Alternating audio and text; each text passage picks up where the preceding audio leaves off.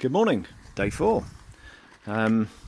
This is the pit of despair, or as it was yesterday, which my little drill pecked away at admirably, but it took me like an hour and a half to do, what, 4 square foot.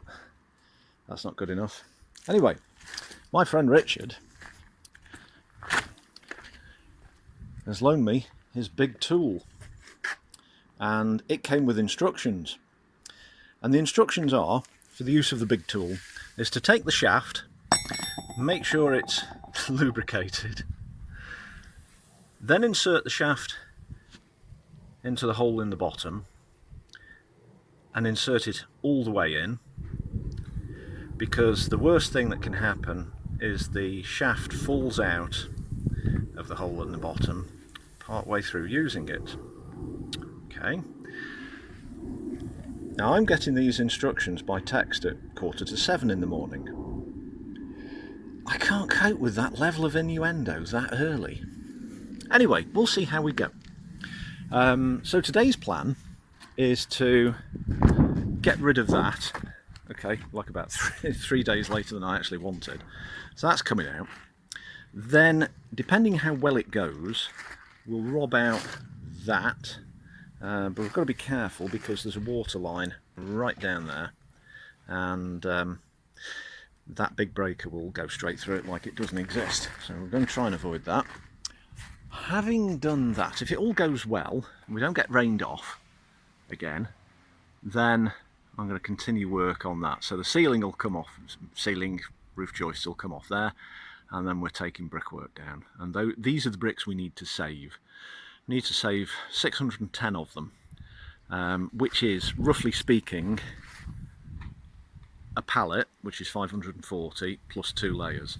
So my customer Daniel, who is conspicuous by his absence, said he's going to dress these bricks for me. I don't know what he's going to dress them in, but anyway, we'll see how that goes. Oh yes, globe thistles. These are the ones I showed a picture of ages ago, and the bees love them. Absolutely gorgeous. Bumblebees absolutely go mad for this.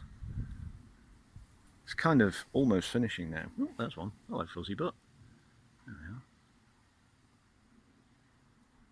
we are. They work so hard, make me look like a slacker. Yes, and the one's just come to tell me. Anyway, right, there we go. Enough blather from me. Let's get on and do something.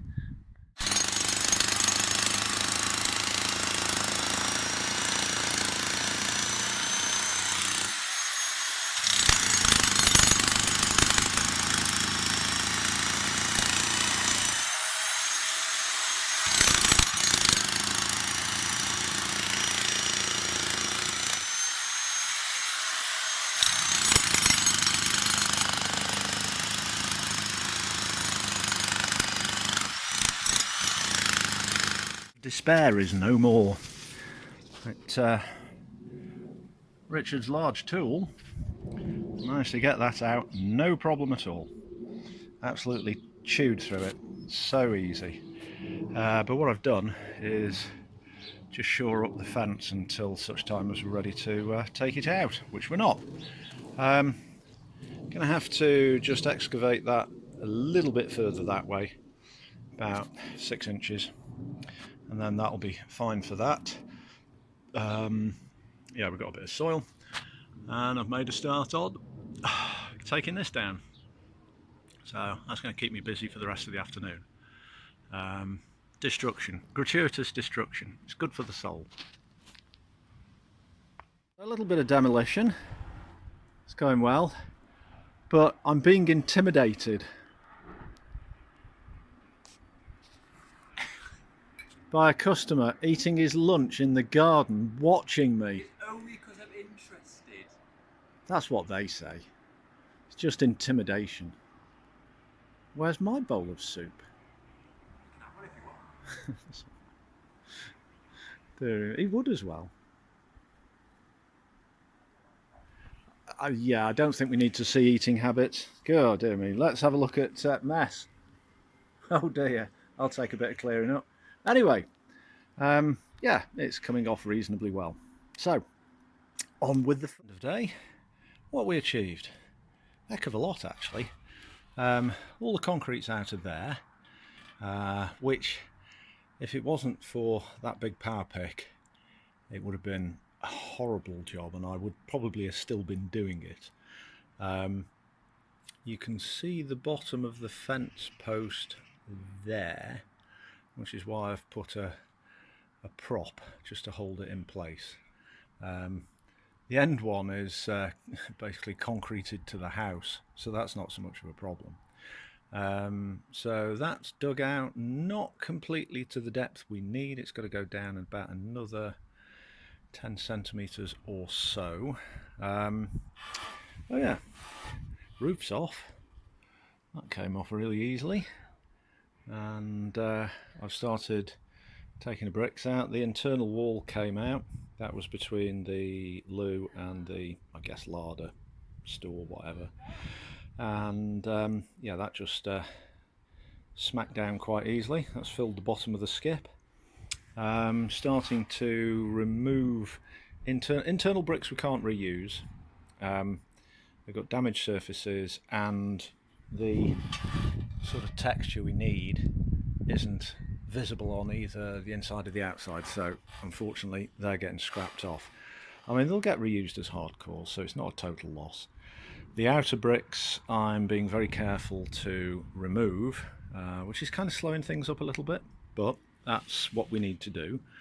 If you see that little pile of bricks there and the chair next to it, when Daniel's not eating his lunch, he's dressing the bricks up.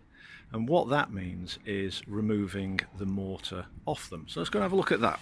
Now, the bricks, so they come out of the wall and variously have mortar all over them, yeah?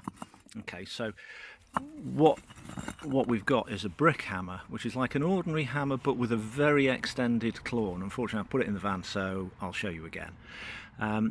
But dressing the bricks is chipping all that mortar off so that we can reuse them, and then they go onto the pallet.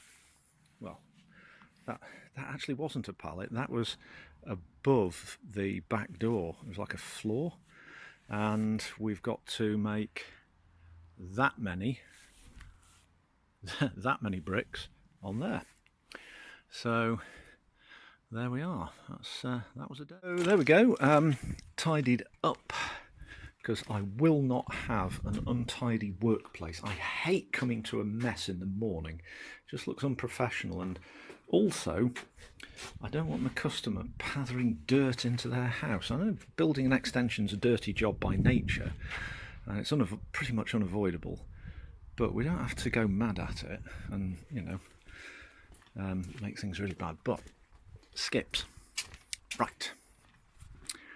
That's not very visible. Right, the back end, got a layer of bricks. That goes all the way down to here, and they have been stacked like you see. Then a layer of soft stuff, and then there's actually a layer of bricks under there, and I'm just tidying up with some loose bits on top which needs packing down. So I'm doing a layer of bricks, a layer of soft to fill the voids, and then a layer of bricks and so on, so that we don't leave any air, because that is just wasted cost for the customer. Anyway, I've talked enough, and I will catch you tomorrow, and thank you very much for watching.